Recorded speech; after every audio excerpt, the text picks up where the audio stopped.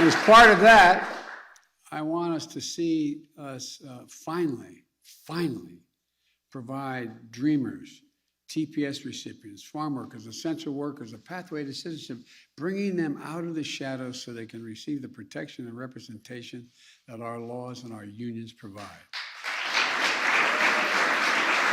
Folks, we're making progress. Our economy has added 750,000 jobs a month on average during the past 3 months since I've been here.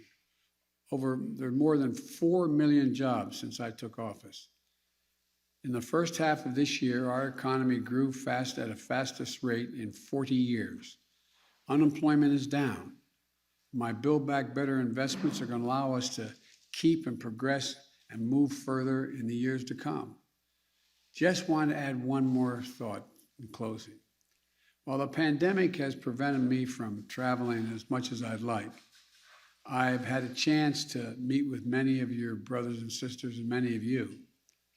The proud UAW members building cars and trucks in Pennsylvania and Michigan, and noting that the big three have decided that, along with the support of those unions, going electric, so we own that market.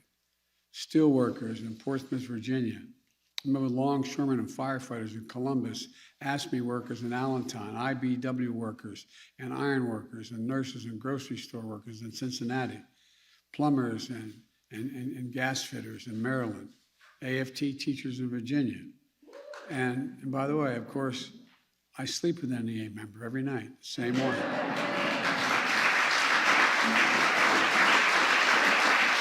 Same one.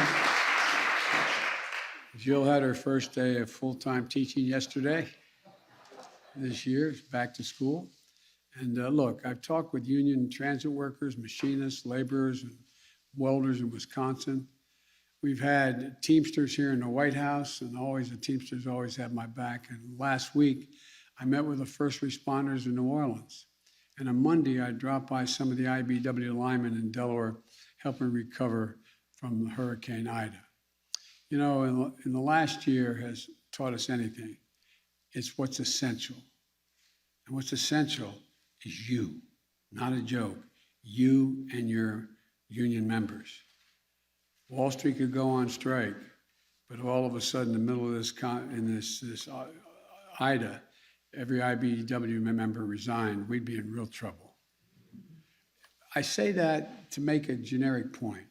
I think we significantly underestimate, and I think even you guys sometimes underestimate, the incredible value you bring to the safety, security, and growth of the economy. You know, you're America's heart and you're America's soul. And we all need to fight as hard for them and work as hard for them as we can.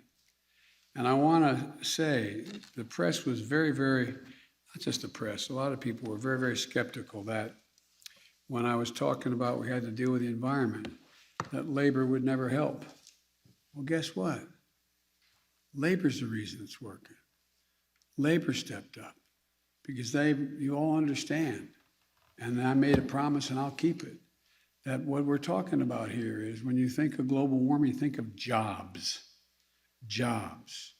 All the jobs we're going to create, making us once again the fastest growing we are now and most competitive economy in the world.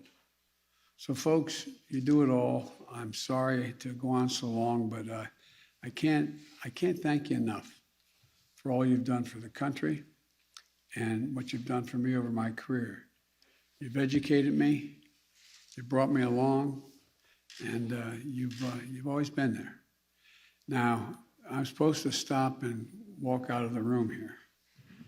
I'm going to stop, but with your permission, I'm going to walk into the room because I want to say hello to all of you. Thank you.